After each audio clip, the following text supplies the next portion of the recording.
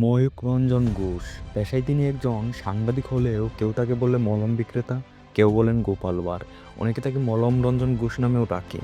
উত্তেজনা কাকে বলে, কত প্রকার ও কী ময়ূককে দেখলেই তা জানা যায়। খুদ পশ্চিমবঙ্গের মানুষও ওই ময়ূককে নিয়ে বিরক্ত। ডক্টর ইউনূসকে বাংলাদেশের প্রধান উপদেষ্টা পদ থেকে সরিয়ে ময়ূককে বাংলাদেশের প্রধান উপদেষ্টা বানিয়ে দেওয়া হোক।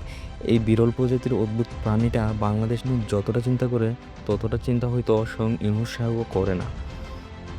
তাছাড়া এই চুতমারানি ক্ষণিকের ছেলে বাংলাদেশে নিয়ে যে পরিমাণ গবেষণা করে সে পরিমাণ গবেষণা মনে হয় না নাসার বিজ্ঞানীরাও করে।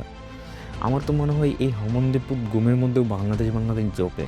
কয়েকদিন আগে দেখলাম এই রোহিঙ্গা বলছে ফেনী দখল করতে নাকি ভারতের 5 মিনিট সময় লাগবে।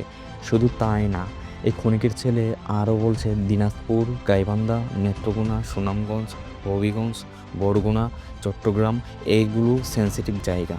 ভারত যদি এখানে শুধু একটা হেলিকপ্টার নামায় তাহলে নাকি বাংলাদেশ টিকবে না। এইখানে মানুষ নাকি চায় তারা ভারত চলে যেতে। বাইরে এই ক্ষণিকের পুতকে অল টাইম পিকনিকে থাকে। তাছাড়া এই বিরল প্রজাতির প্রাণীটা ছবি বাংলাদেশের মানুষ পুড়িয়ে ফেলেছে বলে প্রাণীটা পড়েছিল।